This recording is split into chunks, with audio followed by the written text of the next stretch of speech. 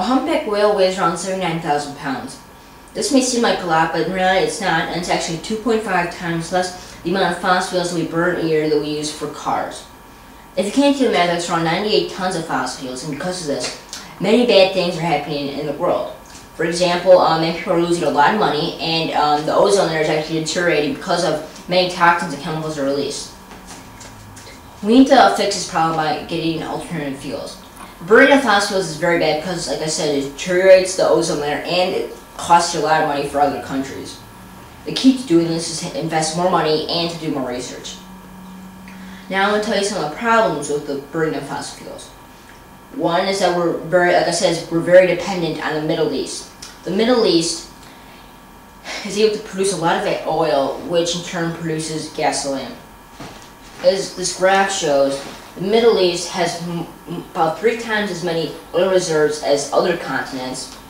Its undiscovered oil is slightly higher. It discovers about 6 times as much oil a year as other countries.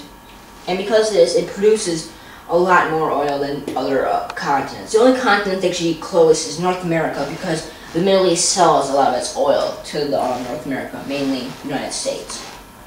Also, University of Michigan studies show that actually air particles released from the burning of fossil fuels can get into our lungs. These particles are mainly heavy metals and toxins, and these can actually cause many diseases and even cancer.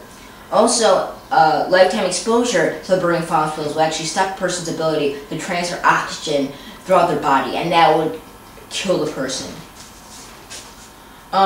Also, 90% of all greenhouse gases are actually come from the burning of fossil fuel. They include nitrogen oxide, sulfur dioxide, volatile organic compounds, and heavy metals. Recently, the Canadian Environment Commission actually concluded in research that because of the burning of fossil fuels and because of power plants, the ozone layer is slowly deteriorating, and they have concluded that if this continues, the climate will continue to change, and the environment will change as well. Another huge problem with the burning of fossil fuels is the decay of the ozone layer. Many toxins and chemicals are released with the burning of fossil fuels, and because of this, the ozone layer is slowly deteriorating. And because of this, many ultraviolet rays are getting through and changing the climate and changing the environment. Another huge problem with the burning of fossil fuels is actually that many animals get killed.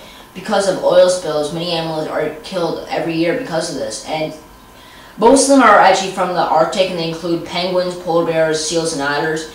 And actually most animals that are killed are endangered species, and they include, like I said, penguins, polar bears, and actually surprisingly, bald eagles, which have many nests near oil reserves in the United States. But there are also many solutions to fixing this problem. The only problem is many of these solutions haven't been clearly modified and they aren't widely available. One of the most popular is fuel cell cars. Fuel cell cars are powered by hydrogen, and the hydrogen is retracted from water. Hydrogen is easy to find because it's one of the most easily found elements in the world because it's in all water. It doesn't release deadly gases, and it would actually be more affordable because many of the engines and parts of a hydrogen-powered car would be cheaper. The only problem is that as of right now, we really don't have a good model that we can use. But it's been under development for years, so we're hoping that in the next few years we'll be able to find a good model. Another type of solution is actually methanol. Methanol is an alcohol that's derived from many sources, and it's clean burning. A lot of times it's actually mixed with gasoline, and it's used in race cars often because it has a high octane rate. Another one of the solutions that's actually not as well known is wood gas. Wood gas is produced from wood or biomass, and it was actually first used in World War II. For it to work, it's quite simple. You just get a wood burner, put it in your trunk, and you hook it up to the carburetor. And it works like a clean burning gas, and though it does release a little bit of carbon dioxide, it's not even close to the amount of toxins and chemicals released from the burning of fossil fuels. Another solution is biodiesel. It can be burned in many diesel engine cars, and it's biodegradable, and it's made from peanuts or soybeans. It's free of sulfur and carcinogenic benzene. The only problem with it, like many of these solutions, is that it's not widely available as of right now. Another solution is compressed natural gas, or CNG. It's usually used for cleaning, heating, and cooking.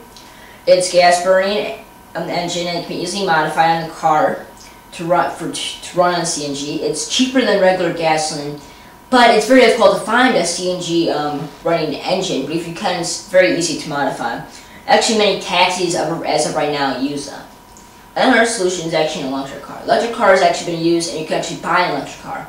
The only problem is that it runs about 50 miles before you need to recharge it, and can only go up to speeds of 50 miles per hour. Also, it's not very big, so you can't fit many people into the car. But if we're able to maybe make it go faster or go for a longer distance, then it would be a very good solution. Final solution is ethanol, which, like methanol, is an alcohol derived from corn and sugarcane and has a high octane rate like methanol. It can be used in fuel, and it's often mixed with gasoline, and many companies, to save money, actually mix it with gasoline, and they call it gasohol, which is 90% gasoline and 10% ethanol. There are many reasons why we haven't currently found a solution. One of the biggest, I think, is money. Many countries and many don't want to invest as much money because they're afraid that it would take a long time to find a solution. But in reality, it would probably be less cheap to invest a ton of money now, because in the long run you wouldn't have to pay as much money for the gasoline. Another huge problem is actually safety. Many of these cars haven't been proven or solutions to be safe yet, and many are afraid that they could be very dangerous. Many people could die possibly from these new solutions. Now, I conclude that we need an alternate fuel. As you can see, people in the Middle East are constantly fighting for this, and it's because they would be able to make tons of money off it. By finding a solution, we would be able to help our environment and our wallets as well. And with the amount of money that we would save, we would be able to try and fix other problems with the world. We need to find an alternate fuel, and countries need to invest more money and do more research, because if we possibly not able to find a solution, the country can change, or the world can change, and I know we don't want that to happen.